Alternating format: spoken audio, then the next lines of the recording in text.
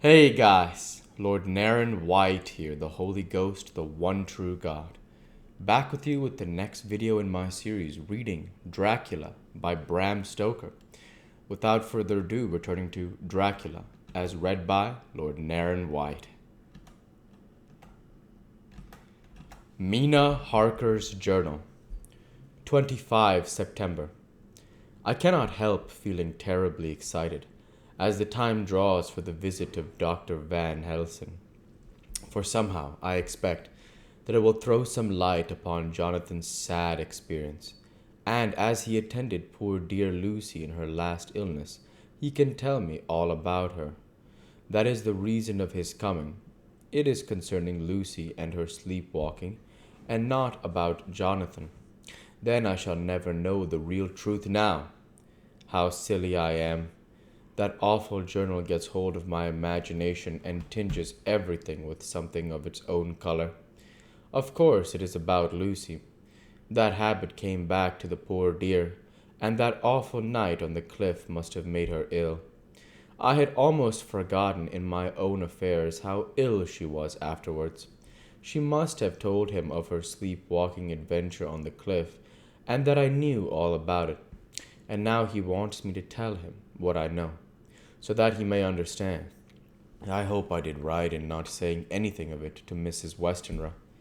I should never forgive myself if any act of mine, were it even a negative one, brought harm on poor dear Lucy. I hope, too, Dr. Van Helsing will not blame me. I have had so much trouble and anxiety of late that I cannot bear more just at present. I suppose a cry does us all good at times, clears the air as other rain does. Perhaps it was reading the journal yesterday that upset me. And then Jonathan went away this morning to stay away from me a whole day and night. The first time we have been parted since our marriage. I do hope the dear fellow will take care of himself, and that nothing will occur to upset him. It is 2 o'clock, and the doctor will be here soon now. I shall say nothing of Jonathan's journal unless he asks me. I am so glad I have typewritten out my own journal, so that in case he asks about Lucy, I can hand it to him. It will save much questioning. Later, he has come and gone. Oh, what a strange meeting, and how it makes all my head whirl round. I feel like one in a dream. Can it be all possible, or even a part of it? If I had not read Jonathan's journal first, I should never have accepted even a possibility. Poor dear Jonathan! How he must have suffered. Please, the good God, all of this may not upset him again. I shall try to save him from it. But it may be even a consolation and a help to him.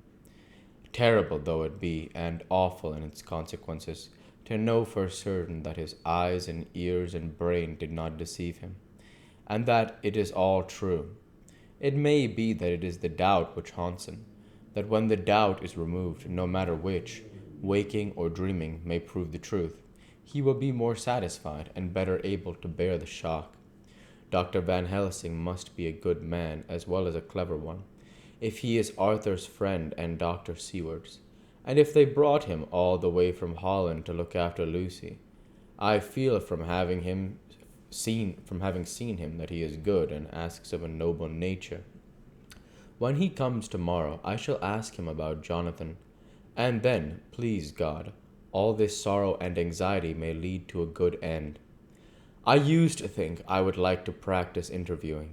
Jonathan's friend on the Exeter News told him that memory is everything in such work, that you must be able to put down exactly almost every word spoken, even if you had to refine some of it afterwards.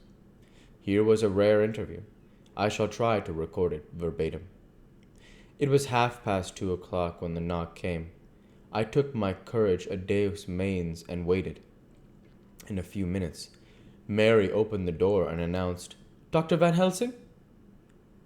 I rose and bowed, and he came towards me, a man of medium weight, strongly built, with his shoulders set back over a broad, deep chest and a neck well balanced on the trunk as the head is on the neck.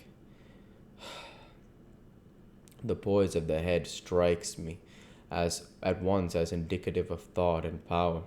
The head is noble and well-sized, broad, and large behind the ears. The face is clean-shaven, shows a hard, square chin, a large, resolute, mobile mouth, and a good-sized nose, rather straight, but with quick, sensitive nostrils that seem to broaden as the big bushy brows come down and the mouth tightens.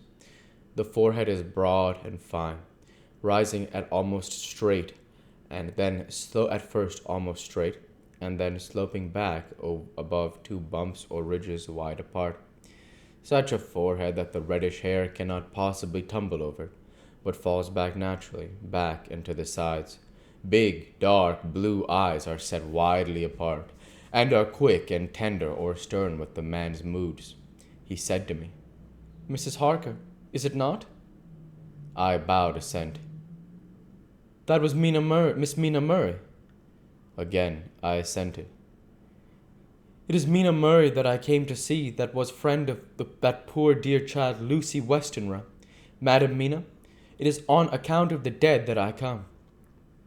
"Sir," I said, "you could have no better claim on me than that you were a friend and helper of Lucy Westenra." And I held out my hand. He took it and said tenderly, Oh, Madam Mina, I know that the friend of the poor little girl must be good, but I had yet to learn." He finished his speech with a courtly bow. I asked him what it was that he wanted to see me about, so he at once began. "I have read your letters to Miss Lucy. Forgive me, but I had to begin to inquire somewhere, and there was none to ask. I know that you were with her at Whitby. She sometimes kept a diary. You need not look surprised. Madam Mina, it was begun after you had left, and was an imitation of you. And in that diary she traces by inference certain things to a sleepwalking, in which she puts down that you saved her. In great perplexity, then I come to you, and ask you out of your so much kindness to tell me all of it that you can remember. I can tell you, I think, Dr. Van Helsing, all about it." "Ah, then you have a good memory for facts, for details. It is not always so with young ladies." "No, doctor, but I wrote it all down at the time. I can show it to you if you like." "Oh, Madam Mina, I will be grateful. You will do me much favor. I could not resist the temptation of mystifying him a bit. I suppose it is some taste of the original apple that remains still in our mouths. So I handed him the shorthand diary. He took it out with a grateful bow and said, "May I read it?" "If you wish," I answered as demurely as I could. He opened it, and for an instant his face fell. Then he stood up and bowed. "Oh, you so clever woman," he said. "I knew that long Mr. Jonathan was a man of much thankfulness, but see, his wife have all the good things, and will not so much honor me, and so help me, as to read it for me. Alas, I know not the shorthand." By this time my little joke was over, and I was almost ashamed. So I took the typewritten copy from my work basket and handed it to me. "Forgive me," I said. "I could not help it, but I had been thinking that it was of dear Lucy that you wished to ask, and so that you might not have time to wait, not on my account, but because I know your time must be precious. I have written it out on the typewriter for you." He took it, and his eyes glistened. "You are so good," he said. And may I read it now? I may want to ask you some things when I have read." "By all means," I said. "Read it over whilst I order lunch, and then you can ask me questions whilst I eat." He bowed and settled himself in a chair, with his back to the light, and became so absorbed in the papers, whilst I went to see after lunch chiefly in order that he might not be disturbed. When I came back, I found him walking hurriedly up and down the room, his face all ablaze with excitement. He rushed to me and took me by both hands. "We'll go ahead and stop there for this week. As usual, I want to say thank you for watching, and I hope you enjoy. Please like, comment, and subscribe, as it greatly helps the channel. Light be with you all. Take care, and thanks again.